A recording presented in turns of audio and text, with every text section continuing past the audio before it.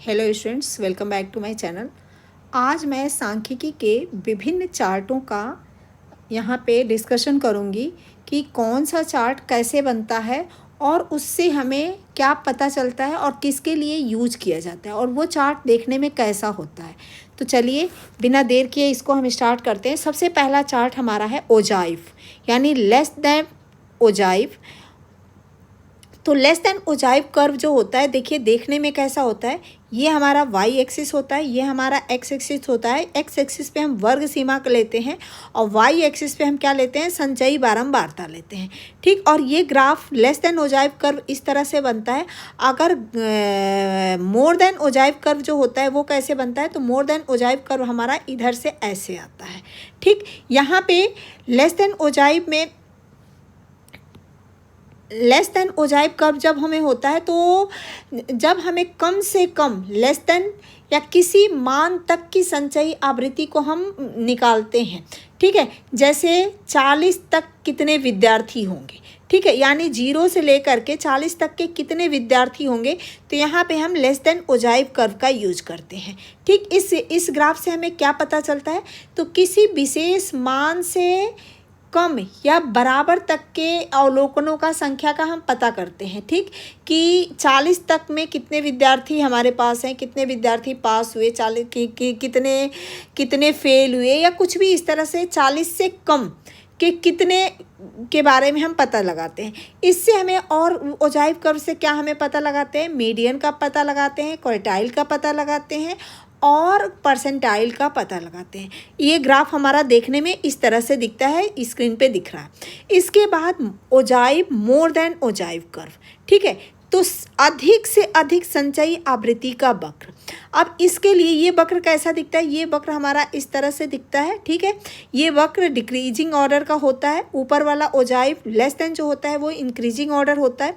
तो यहाँ पे वाई एक्सिस पे वर्ग सीमा होती है और यहाँ पे वाई एक्सिस पे संचयी आवृत्ति होती है, मोर देन ओजाइव होती है। ठीक, इसके बाद इससे हम अधिक से अधिक किसी मान की संचयी आवृत्ति का हम जान पाते हैं, यानी 30 से अधिक कितने विद्यार्थी हैं। ठीक, उसके बाद किसी विशेष मान से अधिक या बराबर तक के अवलोकनों को हम फाइंड आउट कर सकते हैं, जैसे 40 से ज़्यादा नंबर पाने वाले कितने स्टूडेंट हैं। ठीक, तो ये हम पता कर सकते हैं। और मोर देन ओजाइव कर्व से हम क्या फाइंड आउट कर सकते हैं, मीडियन फाइंड आउट कर सकते हैं, क्वार्टाइल और परसेंटाइल पता लगाते हैं। उसके बाद जो बार चार्ट होता है, वो बार चार्ट कैसा देखने में होता है, देखिए बार चार्ट जो होता है वो डिस्क्रीट डेटा के लिए होता है। ठीक, और इसमें विभिन्न श्रेणियों के बीच तुलना की जाती है, जैसे ए बी सी डी इस तरह से यहाँ बना हुआ है और इनकी आवृत्ति दी हुई है कि ए जो है वो इसकी आवृत्ति का ये ग्राफ इस तरह से बनाया हुआ है और इससे विभिन्न श्रेणियों की हम क्या करते हैं, तुलना करते हैं और कौन सी श्रेणी की बारंबारता सबसे ज़्यादा है उसका हम पता लगाते हैं। इसके अलावा बार चार्ट से हम मोड का पता लगा सकते हैं। जो ग्राफ सबसे हाइट में ज़्यादा होगा वो हमारा वहाँ पे क्या उस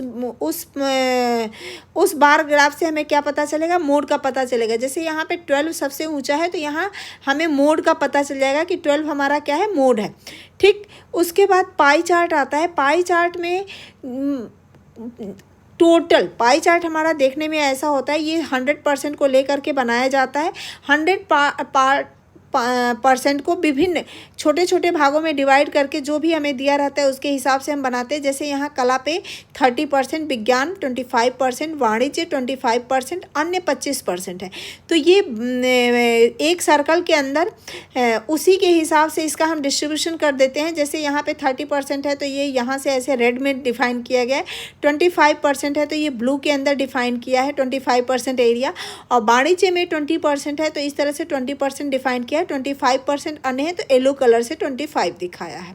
ठीक है, छात्रों की अलग अलग संख्याएं बताया गया है कि कला में 30% स्टूडेंट है, विज्ञान में 25% है, वाणिज्य में 20% है, अन्य 25% है।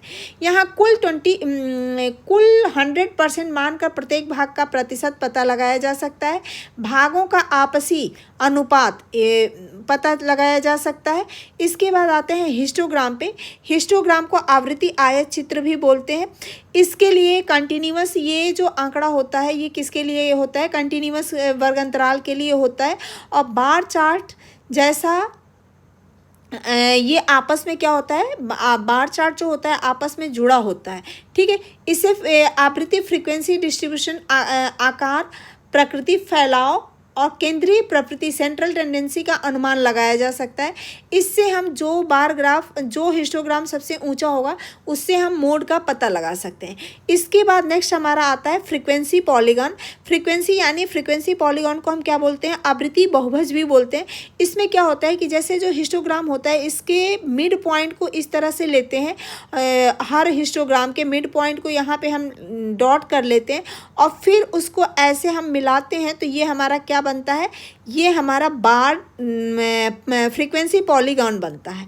जब सतत आंकड़े के लिए आवृत्ति का वितरण दिखाना होता है हिस्टोग्राम के स्थान पर इसका उपयोग किया जाता है। हिस्टोग्राम के स्थान पे हम कौन सा ग्राफ यूज कर सकते हैं, फ्रीक्वेंसी पॉलीगॉन यूज कर सकते हैं। डेटा के वितरण का आकार और प्रवृत्ति प्रकृति स्क्वीनेस और सिमेट्री के बारे में हम पता लगा सकते हैं। हिस्टोग्राम के समान ही जो जैसे हिस्टोग्राम से हमें मोड का पता लगता है इसी तरह से फ्रीक्वेंसी पॉलीगॉन से भी हम मोड का पता लगा सकते हैं। जो पॉइंट सबसे ऊंचा रहेगा उसका हम मोड वहाँ पे डिफाइन कर सकते हैं, ठीक। जो हिस्टोग्राम होता है वो सतत आंकड़े के लिए होता है, पाई चार्ट प्रतिशत दिखाने के लिए होता है, फ्रीक्वेंसी से वितरण की आकृति और प्रवृत्ति के बारे में जानने को मिलता है।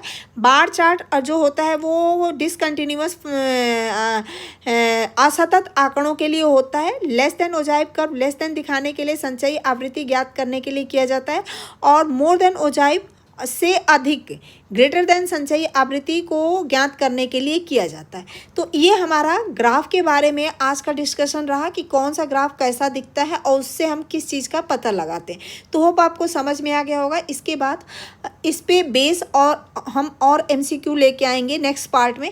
तो आप इसके लिए आप हमारे चैनल को सब्सक्राइब कर लीजिए, बेल नोटिफिकेशन को ऑन कर लीजिए, जिससे इस टाइप के और भी वीडियो आपको मिलते रहेंगे जो आपके UP TGT DSSB KVS NVS के एग्ज़ाम के लिए बेनिफिट होगा। Thank you.